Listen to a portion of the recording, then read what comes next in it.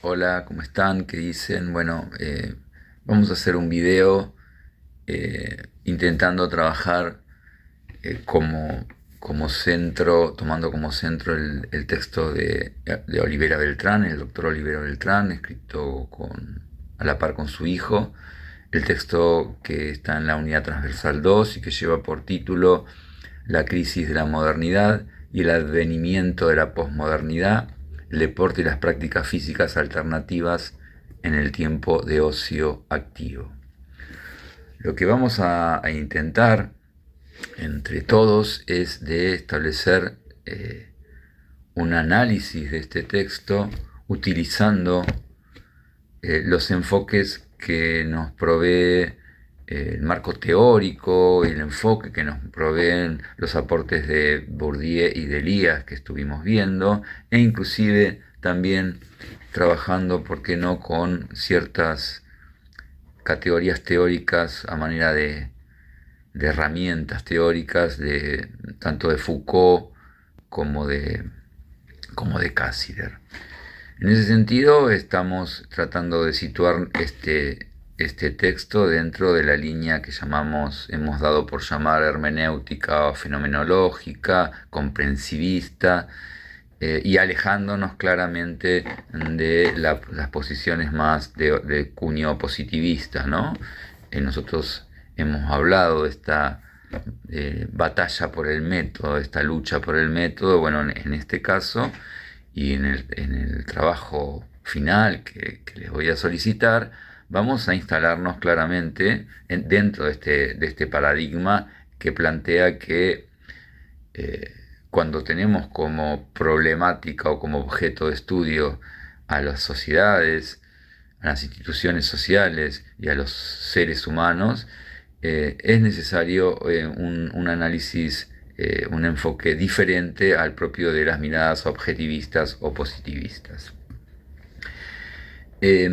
¿Por qué nos parece que nos sirve Bourdieu, Elías, sobre todo, para, para analizar este texto? Porque, bueno, justamente como hemos visto ya, tanto Bourdieu como Elías nos plantean la necesidad de establecer análisis relacionales, es decir, contextualizados, eh, de manera de poder comprender los procesos históricos dentro de la dinámica y las interacciones que se dan al interior de cada época histórica.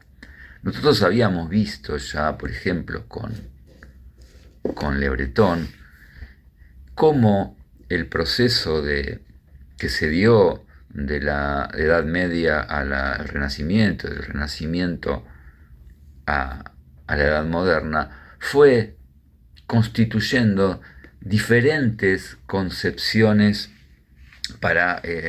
con respecto a la corporeidad o a la corporalidad, a cómo cada época histórica concebía el cuerpo. Eso se puede ver desde una perspectiva de Elías o de Bourdieu, en el sentido de esto de la mirada que ellos tienen de lo que llamamos el antisubstancialismo, o escapar de miradas naturalistas. El cuerpo, en el caso que le plantea Le Breton, es un cuerpo que tiene que ver con las concepciones históricas de cada época, con el etos histórico, con la mirada que cada época histórica determina. Y acá es donde otra vez Elías y Bourdieu nos permiten ver esta relación, digamos, dialéctica o simbiótica entre lo sociogenético y lo psicogenético, ¿sí? Para comprender a los hábitos, a las costumbres, a las miradas inclusive siguiendo a Foucault, la manera en que un sujeto se constituye, es necesario analizar esa época histórica en el que está inscripto. Por eso lo sociogenético y lo psicogenético están codeterminándose. Y así como hemos visto con Le Breton, en el capítulo 4 y 8, cómo esto que damos en llamar, o algunos autores dan en llamar de diversas maneras, hemos dicho posmodernidad, Lipovetsky ahora nos habla de hipermodernidad, transmodernidad, modernidad líquida, según Bauman. Esta era postindustrial. Lo cierto es que más allá del nombre, la etiqueta que le queramos poner, está claro que estamos desde la década de 60, más o menos, nos dice Le Breton, en una época de transición, de cambios no meramente superficiales, sino cambios estructurales que nos hablan Olivera Beltrán nos va a hablar de un cambio de tiempo eje, ¿no?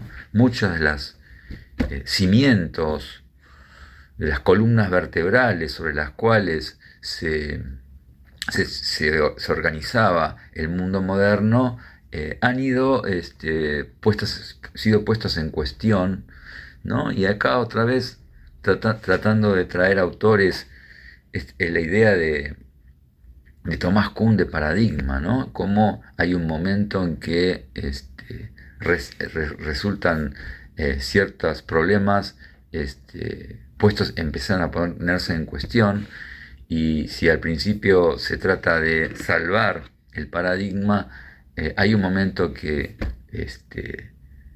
hay tantas alteraciones, tantas grietas que se van estableciendo que se produce de repente cambios de alguna manera de tipo estructural, ¿no? Y en ese sentido, así como podemos tomar a Le Breton cuando habla del cuerpo hoy o el cuerpo alter ego y qué pasa con el cuerpo en esto que llamamos la posmodernidad, Olivera Beltrán nos invita a pensar cómo estos cambios de la modernidad a la posmodernidad determinan también cambios en lo que hace a la actividad física y el deporte en estos tiempos. Está claro que si bien podemos rastrear ciertas continuidades con la modernidad en términos de ciertas actividades físicas y deportes que, que siguen siendo vigentes y hasta hegemónicos, está claro que aparecen nuevas maneras de participar en actividades físicas y deportes que es necesario para quienes estamos en el campo analizar con detenimiento para tener una mirada un poco más ajustada a la realidad. Vamos a ver cómo Olivera Beltrán, de manera muy interesante, realiza esta caracterización de la modernidad, luego una breve caracterización de lo que él llama la posmodernidad, y cómo esto va repercutiendo en nuevas maneras de realizar actividades físicas y deportes, y cómo también los sujetos van determinando nuevas elecciones, nuevas participaciones, que tiene que ver con esto del que plantea Elias y Bourdieu del hábitus y el campo, ¿no? Cómo cambia el campo, cambia este tiempo eje, y evidentemente las maneras de constituirse como sujeto, diría Foucault, o los hábitos, como diría Bourdieu y Elías, también van estableciendo cambios significativos. Y va a terminar estableciendo qué tipo de ámbitos de actuación van apareciendo en este nuevo periodo, ámbitos de actuación que algunos vienen planteándose ya en la modernidad, pero también algunos nuevos, y qué tipo de modelos corporales van a determinar ciertas elecciones, ¿sí? Lo cierto es que, como hemos dicho, el deporte, decíamos y hemos dicho siempre, y siguiendo Elías, que el deporte es un producto de la modernidad. Que si bien podemos decir que ciertas actividades físicas y deportivas, perdón, y juegos, podemos ver cierta continuidad con el mundo antiguo y con juegos populares que se establecían en la Edad Moderna.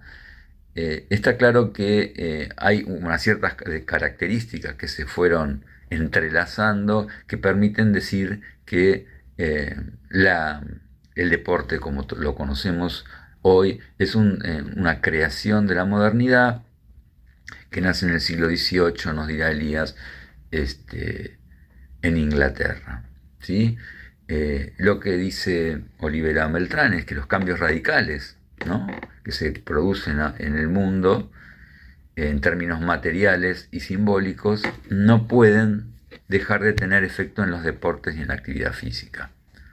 Lo cierto es que podemos decir, hablando un poco en términos de la modernidad, que el deporte es una metáfora, nos va a decir Olivera Beltrán, de la modernidad, que tiene que ver con ciertos cimientos en donde se basa el tema de la razón, la importancia de la razón, la importancia del sujeto que hemos visto, la ilustración, el progreso como elemento constitutivo de la mirada de la modernidad, el triunfo de la burguesía sobre la nobleza, como la burguesía instalándose como clase hegemónica, y está claro que el deporte nace dentro de esta clase burguesa que va a surgir en la modernidad.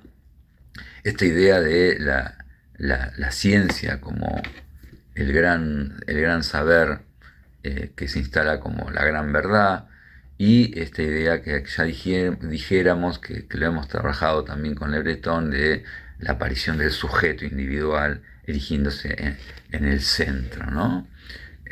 Me parece que estas cuestiones son importantes para entender lo que va pasando. Lo que va a ir diciéndonos Olivera Beltrán es que está claro que hay un periodo histórico que podemos decir años 60, años 70, se producen ciertos cambios de tipo tecnoeconómico, de tipo cultural, de tipo ideológico, cambios estructurales, ¿sí?, que van a determinar ciertos cambios en todos los órdenes, aspectos de la vida social, cultural y de los sujetos, ¿no?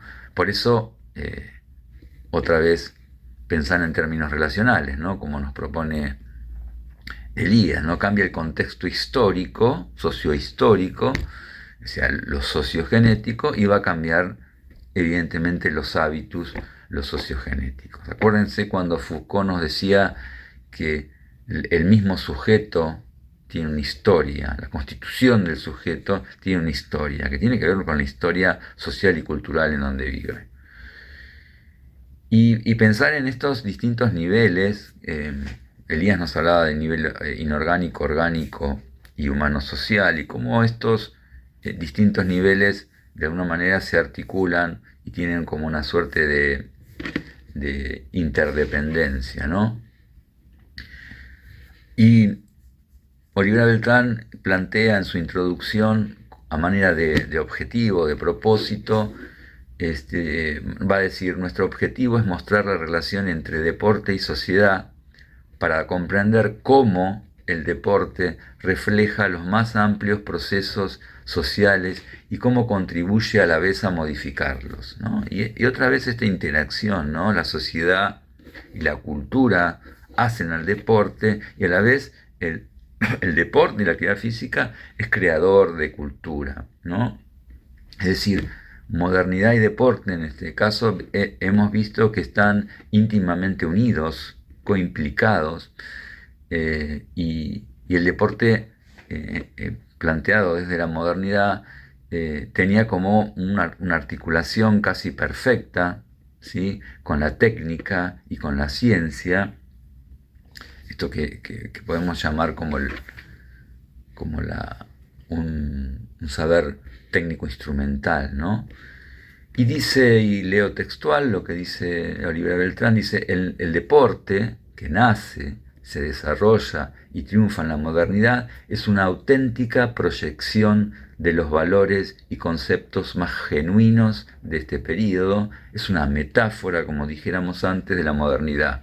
Con el cambio de paradigmas, de conceptos y de mentalidad que lleva consigo la posmodernidad, surgen un conjunto de prácticas corporales al hilo de los nuevos valores y demandas sociales que disputan en la praxis el tiempo de ocio activo, el papel predominante que hasta entonces tenía el deporte. Acá nos está diciendo, por un lado, esta idea del ocio activo, que me parece interesante rescatar y enfatizar, eh, no está planteando la problemática del ocio pasivo, digamos, de quien se sienta a mirar la televisión, digamos, en su tiempo que esté fuera del mundo del trabajo, sino ese ocio activo, ese ocio elegido y relacionado con la actividad física y el deporte.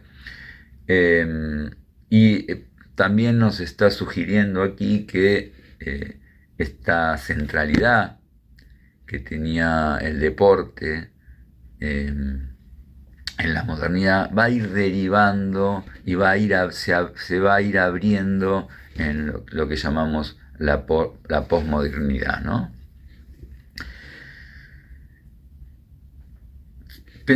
Seguimos pensando en la actividad física y el deporte. En la modernidad trae varios autores para pensar y ciertas conceptualizaciones que hacen estos autores en relación a esto. Y una de las cosas que nos dice es tomar el concepto de Marcel Mauss de pensar el deporte como un hecho social total. Y con esto quiere decir que el deporte, siendo un fenómeno de acción pensada que se manifiesta como interacción reglada entre un actor, el contexto y otros actores en un sistema simbólico convencional. Lo que plantea el concepto de, para tratar de aclarar un poco el concepto de hecho social total, que el deporte y la actividad física de la modernidad nos permite comprender y aparecen los rasgos de la sociedad moderna en todos sus aspectos. Todo lo que tiene es una mirada particular de lo que puede ser la generalidad de una sociedad moderna. Todos los elementos que entran en juego en una sociedad moderna pueden verse reflejados en el campo de la actividad física y el deporte. Y lo que dice Olivera Beltrán es que y leo textual otra vez, una de las consecuencias del profundo cambio de mentalidad que se da en esta época es la racionalización progresiva de un conjunto de juegos tradicionales y otras actividades físicas competitivas existentes en Inglaterra, que pronto derivarán en unas prácticas lúdicas racionalizadas, es decir, organizadas por unos entes específicos que estructuran la actividad bajo un estricto código reglamentario regulando la competición física, siendo designadas como deporte.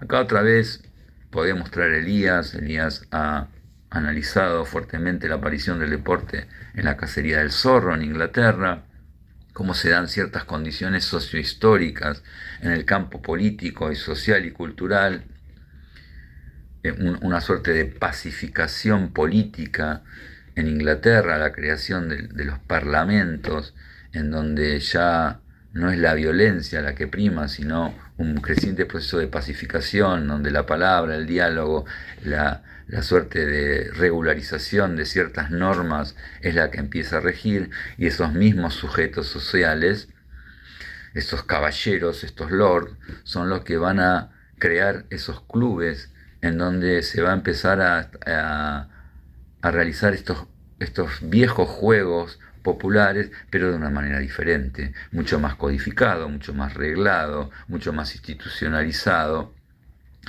Va a aparecer esto que Elías llama el disport, ¿no? Que tiene ciertos rasgos comunes con los juegos populares anteriormente jugados, pero a la vez tiene ciertas caracterizaciones que lo hacen específico y particular.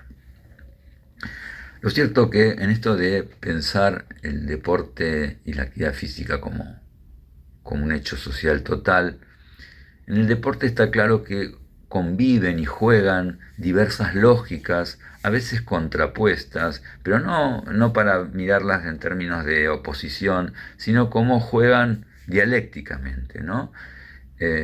Por un lado podemos analizar el deporte en términos de juego, la parte más lúdica, digamos, y como un espectáculo, donde también aparece la parte más de tipo comercial, ¿no? Y en ese sentido también podemos ver el deporte como un pasatiempo y también como un negocio.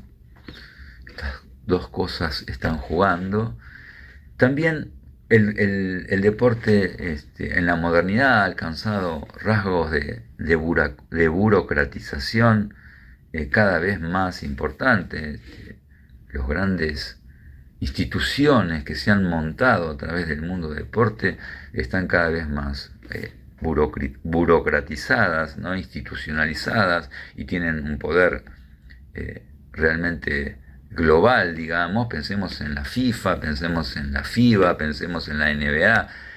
El grado enorme de burocratización que hay detrás de estas instituciones. Pero también juega este tema de la pasión, ¿no? Elías trabaja mucho este tema del deporte, la importancia del deporte que tiene la modernidad en tanto canalizador de las pasiones, ¿no? De las tensiones que la modernidad, a la que la modernidad nos somete, ¿no?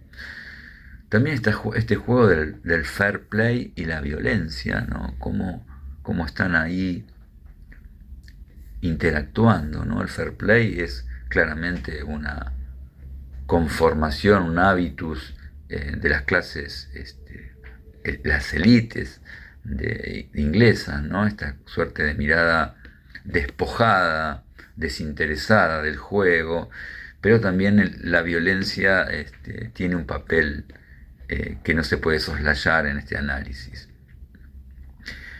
También podemos pensar el deporte en términos de ocio activo y de normatividad, ¿no? Esta cosa que cada vez va estableciendo reglas más específicas, más estrictas, cosa que no se veía antes, por ejemplo, en el mundo antiguo o en el mundo anterior a la modernidad, ¿no? Los juegos que se jugaban estaban poco reglamentados y acá lo que se va a producir es, el deporte moderno es un deporte hiper reglado, ¿no? Y por otro lado, esto de la diversión y la fatiga, ¿no? Por un lado, el deporte como un lugar de lúdico, de divertimento y también relacionado con la fatiga, con el esfuerzo. Y ahí es donde podemos ver esto que nos marca Marcel Mauss del deporte como hecho social total. Entonces, marca otra serie de características, por ejemplo, esto de que si bien nace en el mundo, en la sociedad inglesa, en la sociedad anglosajona, como un particularismo de un momento histórico, social determinado, está claro que se ha expandido, que ha superado esas barreras particularistas y se ha convertido en un hecho cultural universal, ¿no? Está claro que el deporte es un lenguaje que se ha globalizado en todas las dimensiones. Algunos hablan de que el fútbol es el único lenguaje universal, ¿no? Todos lo podemos entender y todas las culturas, todas las culturas ha penetrado. También, pensando desde Foucault, nos invita a pensar Olivera Beltrán, el deporte moderno puede ser interpretado como un dispositivo biopolítico. Este dispositivo biopolítico del cual Foucault nos habla como surgiendo en los siglos XVIII y XIX, con la conformación de los estados-nación, que empiezan a poner una particular preocupación en sus poblaciones y arman toda una serie de dispositivos y de políticas de cuidado de la vida de las especies, porque es el momento en la revolución industrial en donde la población pasa a ser el gran recurso económico, y porque el Estado-Nación también se empieza a preocupar por las costumbres, por los intereses de su población, porque es un dispositivo interesante para condicionar, guiar las conductas de los sujetos, ordenar,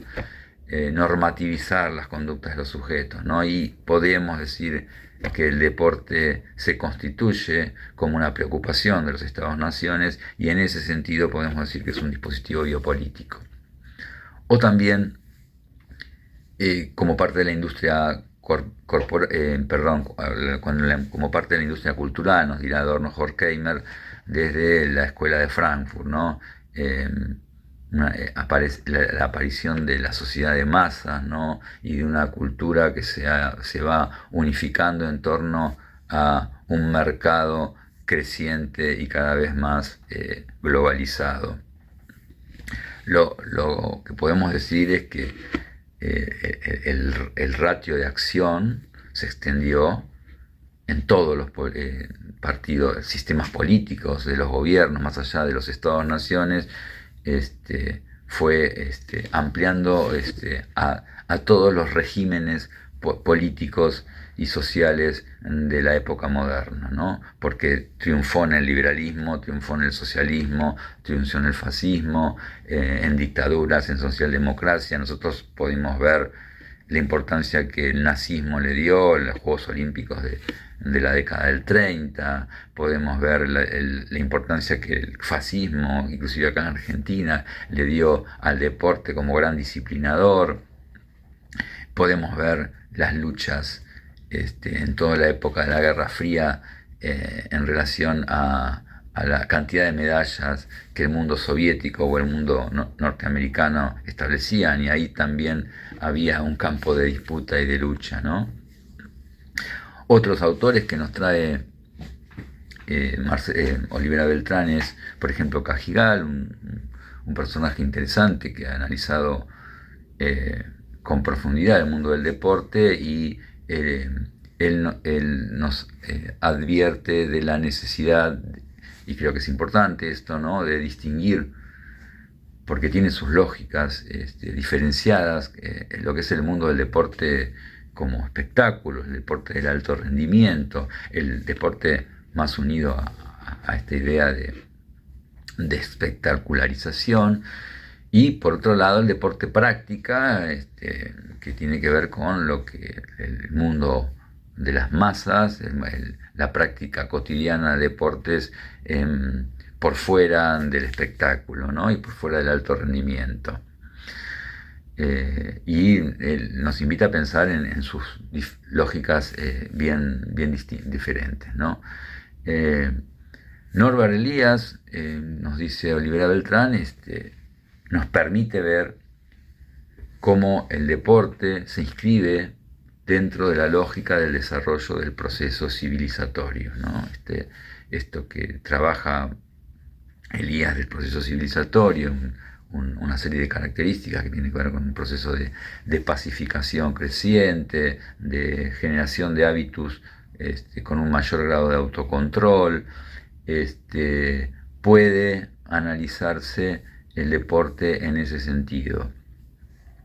Bourdieu, desde su lógica de campo y hábitus, va a estudiar con mucho rigor en algunos de sus textos cómo, de acuerdo a la posición que uno ocupa en el campo, que tiene que ver sobre todo con la condición de clase social, uno va a generar cierta disposición para elegir ciertas prácticas deportivas sobre otras, ¿no? Análisis: qué se elige, cómo se elige, quién elige qué. Y por último nos trae a Huizinga.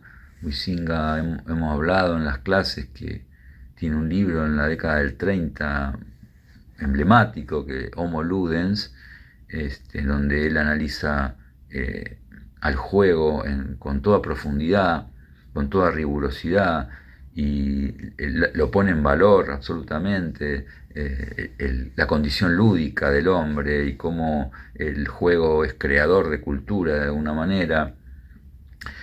Y es más, lo toma el juego como un elemento, como un fenómeno precultural, y hace una crítica en la década del 30 ya, porque él visualiza que el deporte ha ido perdiendo progresivamente el carácter lúdico y ha dejado ser en ese sentido creador de cultura.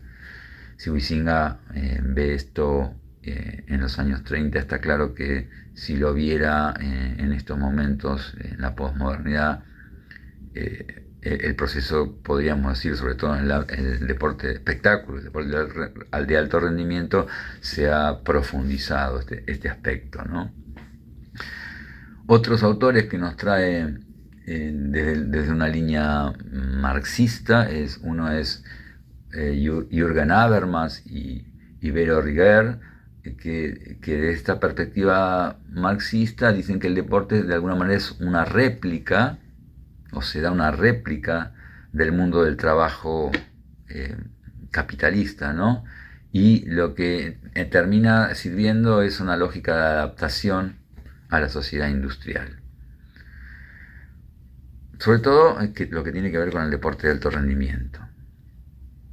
Por otro lado, un autor muy mencionado desde los enfoques marxistas es Jean-Marie Brom, que de alguna manera denuncia por considerar que el deporte es un reflejo del sistema capitalista industrial.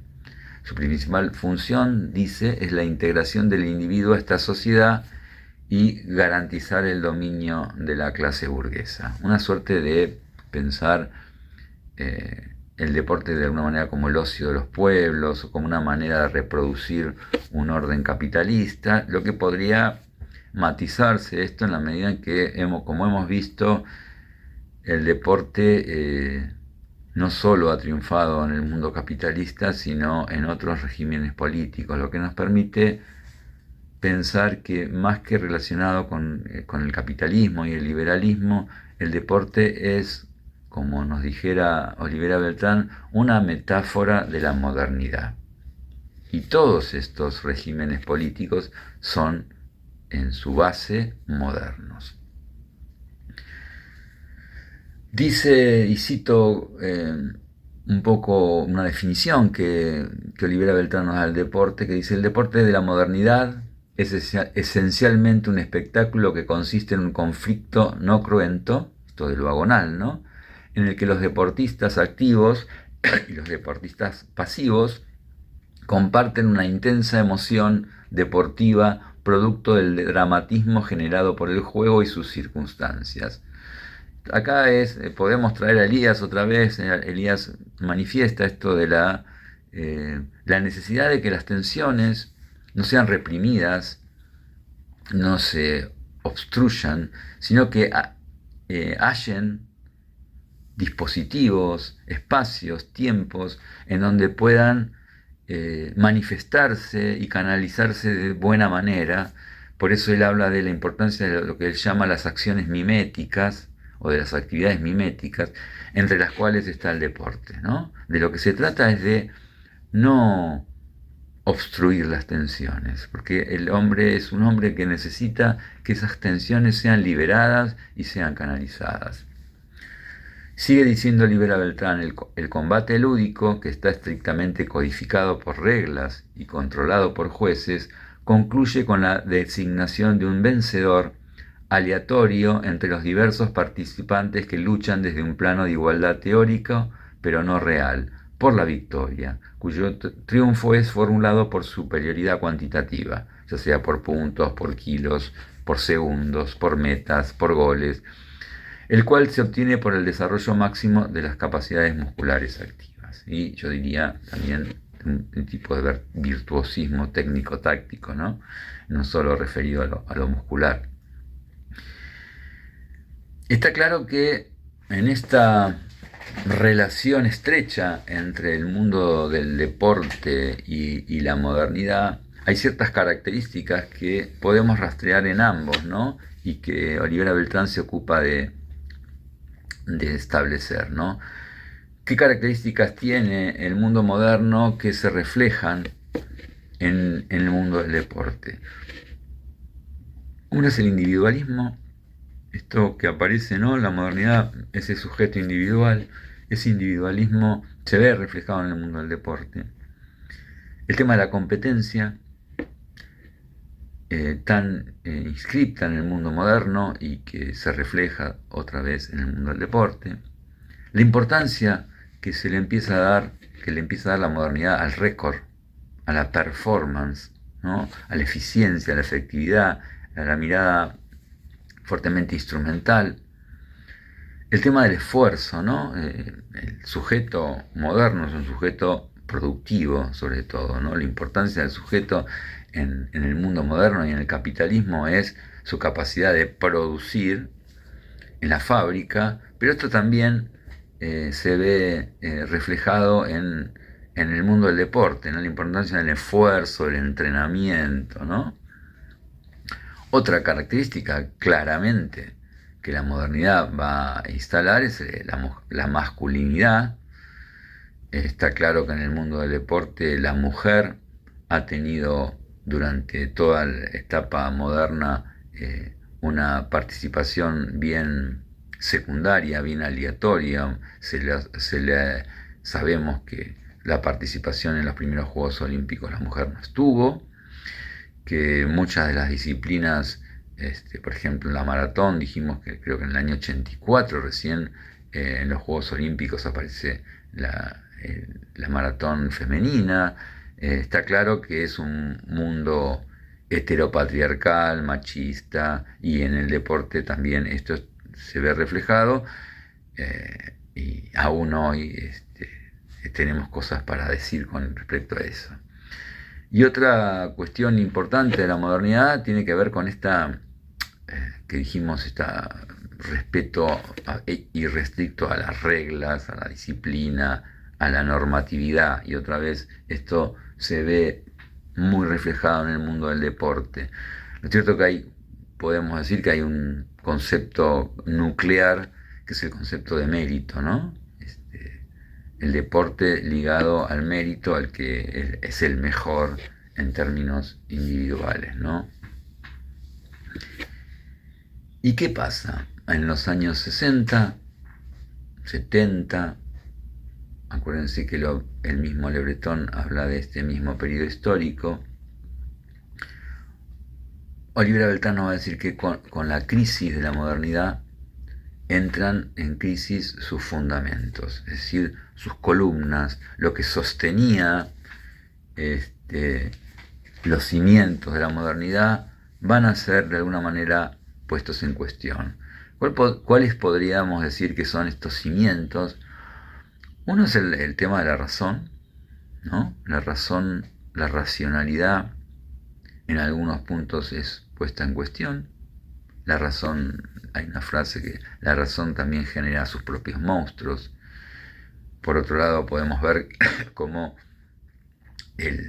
la cuna de la civilización, que era Europa, la cuna de la racionalidad, supuestamente, y de los procesos civilizatorios, ha caído en la primera mitad del siglo XX en las dos guerras más atroces que se han vivido en la historia de la humanidad.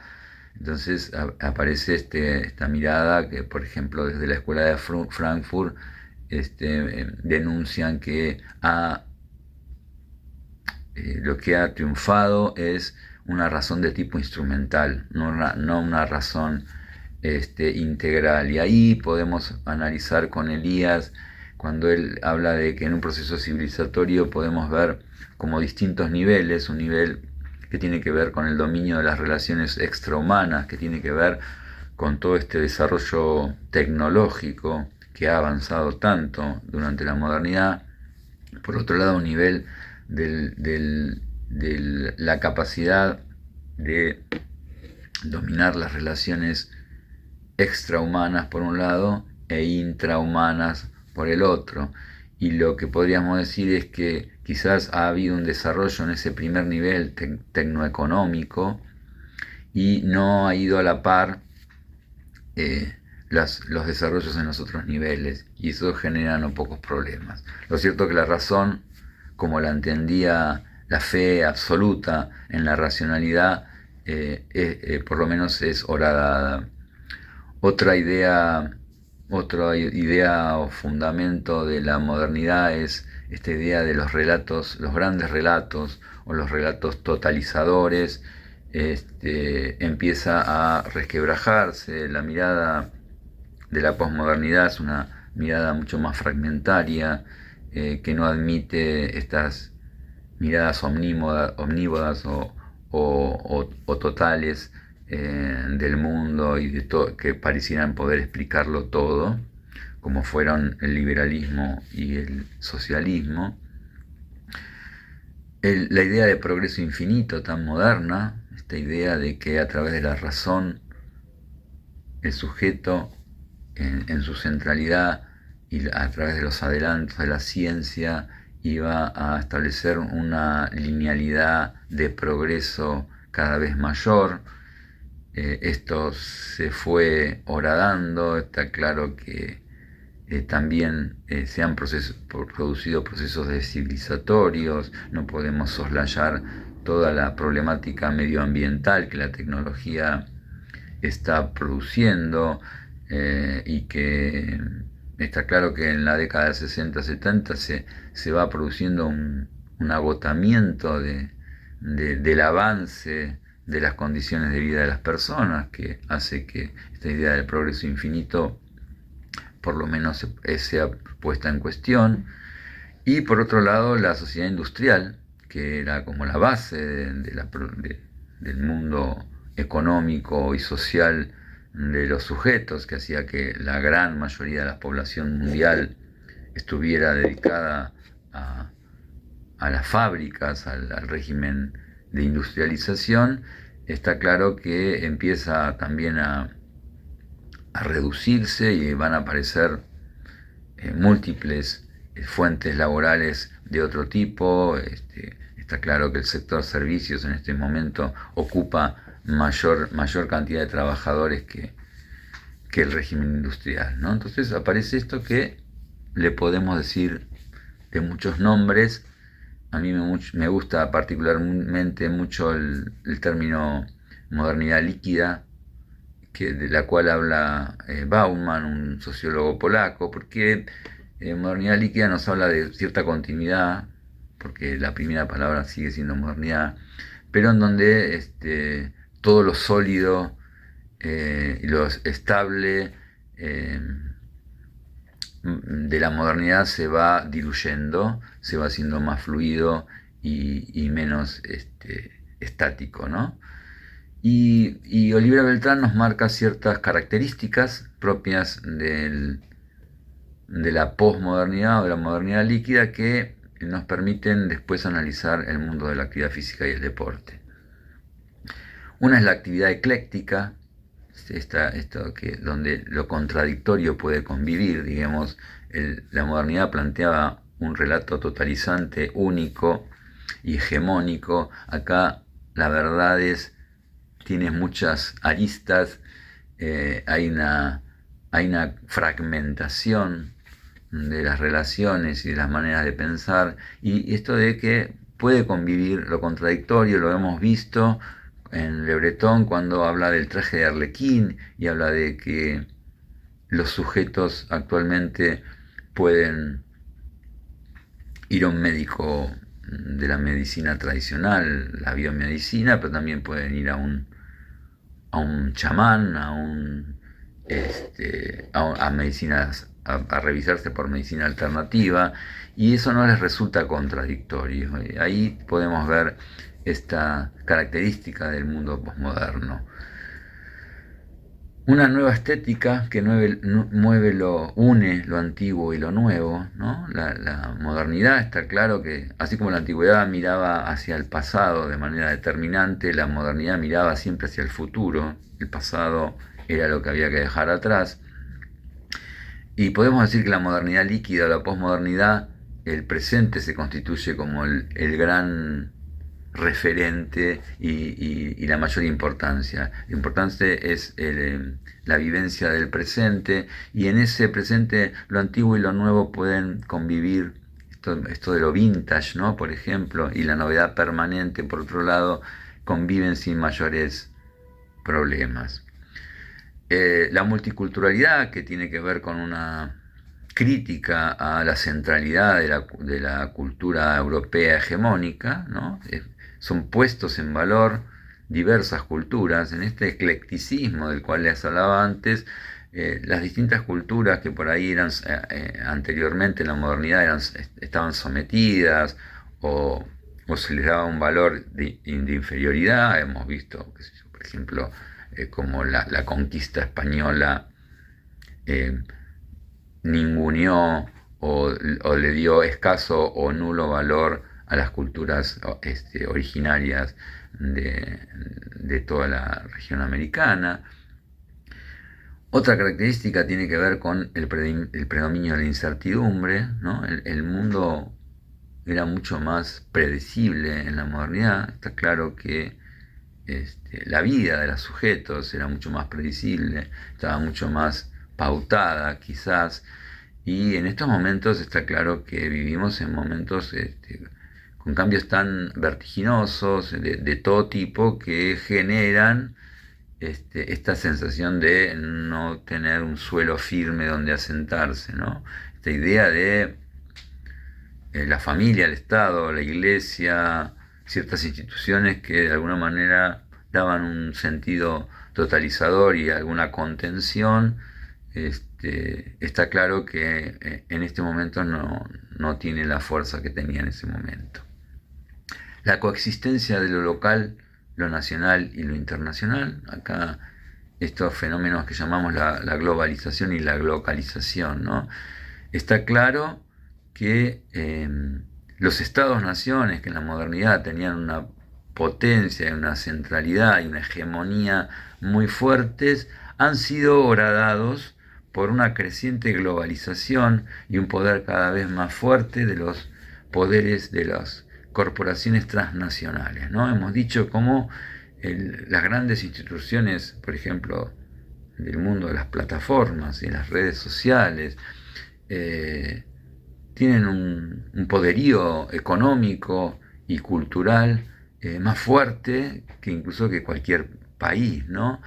Y eso hace que vaya penetrando y vaya produciendo esto que, por ejemplo, llamamos la McDonaldización, ¿no? Podemos ver cómo McDonald's hay en todo el mundo, con características bastante similares, y más allá del régimen político, está en todos lados, generando un tipo de cultura, de costumbre de alimentación determinada. Pero a la vez, este proceso de globalización y esta pérdida del poder de los Estados-naciones generan la emergencia de ciertas culturas, pautas culturales regionales, o de ciertas culturas que hasta ese momento estuvieron en la modernidad subsumidas o anuladas, empiezan a reflotar, ¿no? Como por ejemplo en la Argentina y en Chile podemos ver cómo los mapuches empiezan a volver a reivindicar muchos de sus lenguajes, de sus costumbres, a reivindicar el derecho a las tierras, inclusive la aparición de juegos autóctonos. Esto tiene que ver con este proceso de la coexistencia de lo local, lo nacional y lo internacional. Otra característica bien interesante es la emergencia del feminismo, de los movimientos feministas, de los valores femeninos, de cómo se pone en cuestión este régimen fuertemente patriarcal y misógino del mundo moderno, ¿no?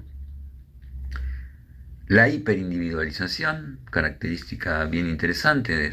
Si hablábamos de individualización en el mundo moderno, acá podemos hablar de un proceso que se ha extremado de manera exponencial, y esto vamos a verlo y podemos verlo en cómo la gente, los sujetos en general, cada vez eligen más actividades físicas y o deportes que no son de tipo de trabajos en equipo, sino individuales. Después lo vamos a ver un poquito más.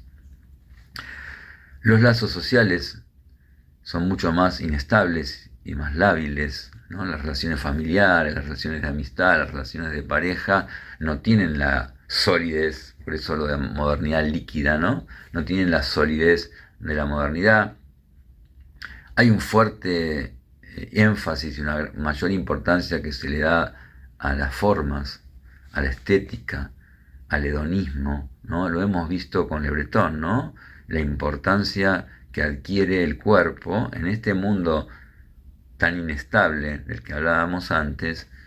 El cuerpo, que en la modernidad era el lugar secundario, el lugar meramente productivo, eh, se convierte en este momento en la tabla de salvación, nos dice Le Breton, ¿no? De alguna manera, lo importante, en esta inestabilidad, yo hallo en mi cuerpo un lugar de anclaje, un lugar que me provee cierta estabilidad. Entonces, ese cuerpo es lo más importante, ¿no? Pero no un cuerpo mirado como parte de mí, sino ese cuerpo que sigue estando ahí en esta lógica de dualización, ¿no? Como si fuera algo, un alter ego, dice Le Breton en el capítulo 8, ¿no? Tengo que mostrar ese cuerpo, la forma, la apariencia, es algo, la juventud permanente es algo importantísimo, ¿no? La explosión de los canales informativos, ¿no? El deporte, ¿no? Cuántos canales de deportes, cuánto se habla de deporte, de actividad física en los medios de comunicación, ha pasado a ser parte de una industria cultural fuertísimo, ¿no? Y por otro lado, en estos movimientos en los que se trata de pensar en el ambiente natural, en esta vuelta al ambiente natural, el ecologismo, también es una característica fuertemente posmoderna y que lo vamos a ver cómo tiene incidencia en el mundo del deporte y la actividad física. Entonces, como dijéramos antes, cada sociedad en cada época tiene su propia cultura corporal que fluctúa en base a estos parámetros que son de tipo ideológico, tecnoeconómico, social, cultural, ¿no? La idea del cuerpo y el tratamiento del cuerpo, los usos, los hábitos y las costumbres, los movimientos que suscita, las actividades, las prácticas corporales, las actividades físicas recreativas que aparecen en el periodo, se inscriben en esta mentalidad de la época, ¿no? En esta suerte de contexto sociogenético que va a determinar los hábitos. Está claro que en esta modernidad líquida, en esta posmodernidad, el deporte sigue estando en un lugar privilegiado, pero ha dejado de ser, como dijéramos antes, la actividad única e imprescindible del mundo de las prácticas corporales. Se ha abierto el panorama. En este eclecticismo, en esta fragmentación, en este multiculturalismo, el deporte ha dejado de ser casi el único referente que sí lo era en la modernidad. Otra característica es en este hedonismo que veíamos antes, en esta importancia de la forma y la apariencia. Olivera Beltrán nos dice: en una sociedad en que predomina la apariencia sobre el ser, el culto al cuerpo ocupa un lugar privilegiado, ¿no? El cuerpo en la modernidad era un tipo de cuerpo ascético, un cuerpo energético, ahí estaba su fundamento.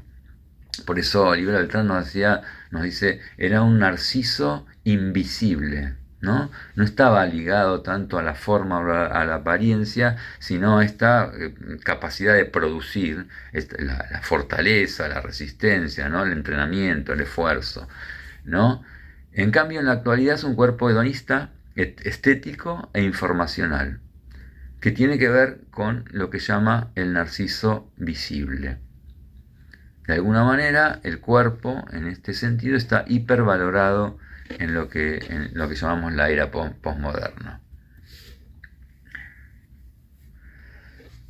Podemos rastrear rápidamente, así, sin profundizar demasiado, que Olivera Beltrán nos habla que podemos pensar en términos de tres niveles: un nivel tecnoeconómico, en donde lo que se busca es la eficacia. En este mundo posmoderno, lo tecnoeconómico está ligado a la idea de eficacia. Un nivel político que tiene más que ver con la idea de la organización de una sociedad, las condiciones de la ciudadanía, y un orden cultural en donde prima este tema que llamamos el hedonismo, ¿no? Y que entre estos distintos niveles también se pueden generar, y de hecho se generan contradicciones, ¿no? La idea del cuerpo y el tratamiento del cuerpo, los usos, hábitos, todas las prácticas corporales, como dijéramos, se inscriben en una cierta mentalidad, donde lo político, lo cultural y lo tecnoeconómico entran en juego. En este sentido, podemos hallar ciertas características en la posmodernidad que podemos caracterizar y que Olivera Beltrán nos ayuda a pensar. Por un lado, van a surgir ciertas prácticas que proceden de la invención de formas alternativas de deportes que ya existían, ¿no? Por ejemplo, el esquí alpino, dice el monoesquí, el snowboard, nosotros podemos decir el beach volley, el básquet de tres. Son nuevos deportes que surgen de un núcleo común que eran deportes propios de la modernidad. O sea, se abre el juego. Otra cuestión que surge son prácticas que surgen de la transformación y ajuste de prácticas antiguas al gusto de hoy, como el aeróbic, la musculación, el jazz, la gimnasia voluntaria, el jogging. Es decir,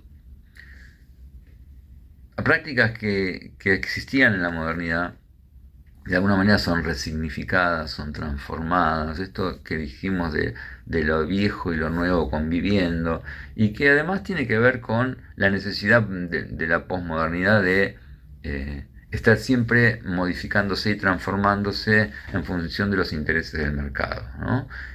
Siempre pareciera que aparece, por ejemplo, en los gimnasios, digo yo, una disciplina nueva, una práctica nueva, novedosa, cuando si uno en la medida en que lo profundiza un poco, rastrea un poco de qué se trata, es muy parecido a ciertas prácticas que se realizaban antes con otros nombres, ¿no es cierto?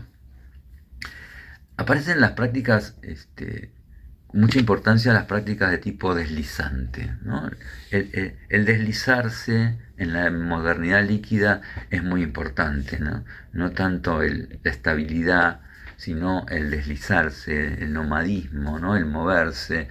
Y en ese sentido, estas prácticas, estos deportes, estas actividades físicas ligadas a la sensación de riesgo, y sobre todo en el campo del ecologismo, de las actividades físicas en los ambientes naturales, en el aura, en el aire, en la tierra, pasan a tener una importancia bien interesante, ¿no?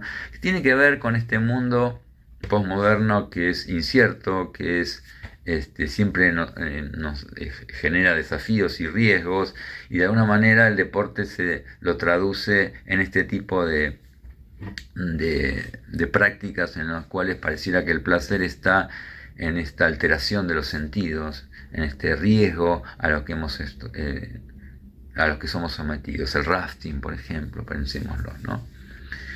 Por otro lado, prácticas autóctonas, o sea, prácticas que tenían, por ejemplo, decimos ciertos juegos, los mapuches han ido reflotándolos, pero en distintas regiones, por ejemplo, de España se ve como ciertos juegos que se jugaban en poblaciones, aldeas, empiezan a jugarse de nuevo, que tiene que ver con esto que dijéramos antes de lo viejo y lo nuevo conviviendo. También aparecen estos juegos de tipo pseudo bélicos, como el paintball, que tiene que ver con juegos vivenciados, ¿no? Y que tiene que ver con esto de lo agonal, ¿sí? Una metáfora de las guerras, ¿no? Otro práctica que ha crecido exponencialmente, enormemente, son las prácticas FIT, abiertas a todo el mundo, a la población joven, adulta, pero también a los adultos mayores, que tiene que ver también, bueno, pensemos en la proliferación de gimnasios por todos lados, ¿no? Con la lucha también contra el sedentarismo, con las enfermedades propias de la vida moderna y posmoderna, ¿no? Y la importancia que se le da, como dijimos antes, a la forma y a la apariencia y ese cuerpo que tengo que mostrar, ¿no? También aparecen desarrollándose y creciendo mucho estas prácticas que tienen que ver con la interiorización, relacionadas con la psicología humanista, que en general tienen que ver con esta búsqueda de algo del orden de lo integral, de lo interno, de lo místico, muy ligado a prácticas orientales. Y otra cuestión que ha crecido de manera importante, que también tiene que ver con el aumento de las expectativas de vida y del tiempo libre de los adultos mayores, que son las prácticas de la tercera edad, ¿no? Que tienen sus lógicas adaptadas a sus posibilidades, a sus realidades corporales, que indudablemente abren un campo bien interesante. Con respecto a ciertas características que aparecen en la posmodernidad, que marca Olivera Beltrán, una es que se observa una clara tendencia en el incremento de licencias y practicantes hacia deportes individuales, como dijéramos antes. Cada vez más se juegan y se practican deportes y actividades individuales. Se produce un aumento también amplio de todas las competiciones que no son relacionadas con el alto rendimiento, sino son competiciones más light, menos los digamos, deportes, torneo de pádel, torneos interempresariales, intercountry, en una determinada gimnasio, canchita, esos tipos de competencias light, como diríamos, ¿no? Livianas, ¿no? Está claro que así como dijimos que los estados-naciones han perdido fuerza dentro de estos procesos, está claro que el mundo de la más media, del mercado, tiene una importancia fundamental, ¿no? Y no solo tomando lo que viene, sino también generando deseos y costumbres en la población, ¿no? Se confirma también la tendencia en el crecimiento de deportes practicados por cada ciudadano, en el que se ve el deporte, se va de un deporte único a una práctica plural deportiva, es decir, podemos hacer no solo un deporte como en general se hacía en la modernidad, que era de acuerdo a la región y a la cultura uno determinado, el fútbol en el caso de la Argentina, a elecciones diversas. Yo puedo hacer un deporte y hacer otra práctica, o otras prácticas. No hay contradicciones con esto, e inclusive durante un periodo hago un deporte, después me paso a otro. Esto es una tendencia clara en el mundo posmoderno, ¿no? Está claro que esta idea de la modernidad, que estaba muy ligada al esfuerzo y al entrenamiento, ha derivado ahora en una mirada mucho más ligada con el placer y la satisfacción que me puede proveer el deporte o determinada práctica corporal. Y aumenta, por otro lado, el número de practicantes que alternan la práctica deportiva con otras actividades lúdicas, higiénicas o estéticas, ¿no? Como dijéramos antes. Luego, Olivera Beltrán nos va a plantear, yo no voy a profundizar mucho en esto, él lo desarrolla mucho más, pero a mí sí me interesa que ustedes tengan en claro que en esta apertura que se da en el mundo de la modernidad líquida, de la posmodernidad, se abren ciertos campos, ciertos ámbitos que es interesante tenerlos en consideración. Algunos que tienen que ver con cosas que ya existían en el mundo moderno, pero otras han ido creciendo de manera bien importante. Una es las actividades físicas en la infancia preescolar, digamos, ¿no? Cada vez se generan espacios y lugares y procesos que se trabajan con estos chicos bien pequeños, en donde cada vez más se les proveen de procesos y de actividades. Otras es la educación física escolar, que claramente ya estaba presente en el mundo moderno, pero que también va creciendo en importancia en este ámbito de lo escolar. El deporte de rendimiento, como dijimos, también propio del mundo moderno, pero por ejemplo también va creciendo todo lo que tiene que ver con esas prácticas corporales ligadas a lo higiénico estético, ¿no? Ese cuerpo, importancia que se le da al cuerpo en términos de salud, pero también de forma y apariencia, a veces bastante confusa su relación. Toda una serie de ámbitos de actuación que tienen que ver con lo festivo recreativo, ¿no? Ligado a la fiesta. Podríamos rastrear hasta estas viejas fiestas medievales que hemos analizado con Le Breton, ¿no? Donde nos colocamos todos en participantes de un festejo, de una fiesta. Toda la actividad, el ámbito de actuación relacionado con la tercera edad o lo que llamamos los adultos mayores, tercera, cuarta edad, ya se está hablando, que está claro que, y lo hemos hablado, es un campo, un ámbito de actuación que va creciendo de manera significativa y que indudablemente hay mucho por hacer y por trabajar. Y por último, todas las actividades físicas o prácticas corporales con estos grupos especiales, con algún tipo de discapacidad, que tienen que ver con la rehabilitación motriz u otro tipo de discapacidades que también en este mundo posmoderno que se pretende más inclusivo, va ampliando su campo de intervención. Y luego de hablar de estos ámbitos de actuación que se han abierto o continuado en el mundo posmoderno, Olivera Beltrán nos invita a pensar en en los modelos corporales, ¿no? Él llama dimensión corpóreo-emocional predominante, como que también se van abriendo distintos modelos corporales que determinan diferentes prácticas o elecciones.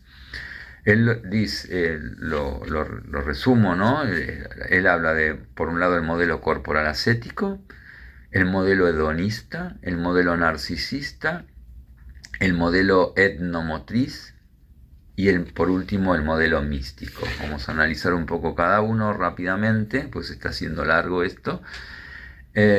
Por un lado, el modelo corporal ascético es el concepto básico en el que se basa es el deporte de alto rendimiento, el propio de la modernidad, que promueve un cuerpo energético, cimentado en el esfuerzo, que tiene que ver con el esfuerzo constante, planificado, que tiene que ver con la eficiencia, con la performance, muy ligado al deporte que todos hemos conocido en la modernidad. El modelo hedonista que va creciendo, que tiene que ver con lo que Le Breton habla de esta búsqueda del placer, ¿no? Surgen de manera espontánea en los tres medios naturales muy fuertemente, como dijéramos antes, tierra, agua y aire. Olivera Beltrán le llama afán, actividades físicas en el ambiente natural, ¿no? Y está claro que va creciendo en todo el mundo, pero sobre todo en los países desarrollados, que evidentemente este tipo de actividades requiere una capacidad económica importante, no solo en posibilidades en tiempo, en capacidad de traslado a esos lugares, y en equipamiento técnico deportivo que es generalmente más que caro, ¿no? Dice, en los últimos 15 años se han empezado a constituir un número creciente de empresas que ofertan aventura y sensaciones nuevas en un medio natural, semiestructurado, con un impacto económico importante. Entonces tenemos un modelo ascético, modelo hedonista. Otro modelo es el modelo narcisista, que está fundamentado en el movimiento sanitario, relacionado con la salud, con luchar de alguna manera con los desequilibrios de la vida moderna, con el sedentarismo, los vicios urbanos, el alcohol, el tabaco, el tema de la obesidad, ¿no? O sea, se promociona una actividad física permanente relacionada con el... Y de alguna manera podríamos decir que no deja de ser un dispositivo biopolítico, ¿no? Otro modelo es el modelo etnomotriz, que seguramente tiene que ver con estos movimientos que decíamos antes, culturales autóctonos, con el auge y el resurgimiento de estos poderes locales y regionales que les decía antes, de la globalización, que van surgiendo y van reapareciendo dentro del campo de prácticas corporales que aparecen en la posmodernidad. Y luego por último, el modelo místico, relacionado con esto que les decía, con la índole corporal, la interiorización, por ejemplo, la bioenergética, los masajes, la relajación. También modelo místico relacionado con lo emocional y lo existencial. Y por último, quizás el más importante en este modelo místico del que le hablaba antes, el tema de todas las prácticas corporales relacionadas con las prácticas orientales, ¿no?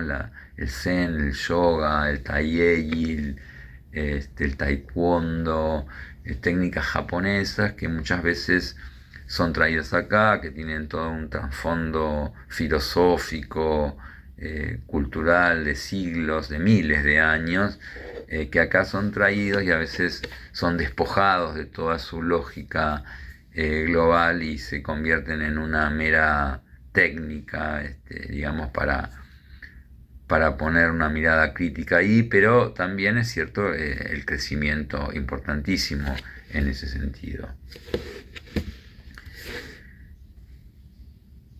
Por último, para cerrar, podemos decir, y en este sentido Bourdieu nos ayuda a pensar que como todo campo hay relaciones de poder, dominados y dominantes, y que los deportes de clase, los deportes están relacionados con la clase social. Y las elecciones que los sujetos hacen tienen mucho que ver con la distinción social que se busca, ¿no? Dice, la práctica de uno u otro deporte determinará en último extremo una distinción social que corresponde en la suma a los desequilibrios sociales y económicos existentes en la sociedad, y que la supuesta igualdad competitiva y la propia democratización del deporte no ha podido evitar. Es decir, está claro que de acuerdo a la clase social, pero inclusive hay otras variables como el género o la edad que determinan dentro del campo de las prácticas corporales y deportes diversas selecciones que tienen que ver con un capital social, con un capital económico y con un capital cultural, como hemos visto desde Bourdieu. Y cerrando ahora sí, es interesante pensar, a ver, en este mundo mucho más lábil, en donde los lazos sociales, como dijéramos, son cada vez menos sólidos, muchas veces surgen lo que han llamado algunos sociólogos las tribus juveniles. Estas tribus juveniles que determinan ciertas culturas propias, específicas, que se generan sus propios códigos de comunicación, hasta su vestimenta, sus costumbres, sus hábitos, como una manera de sentirse contenido en un colectivo, ¿no? Y muchas veces el movimiento punk, por ejemplo, para entenderlo, pero también muchas veces estas tribus juveniles se organizan en función de alguna práctica corporal o deporte, ¿no? Por ejemplo, el parkour podemos hallar cómo genera cierta manera, ciertos hábitos, o el skate, o el BMX, son todas prácticas corporales que están produciendo una determinada tribu juvenil con sus lógicas específicas.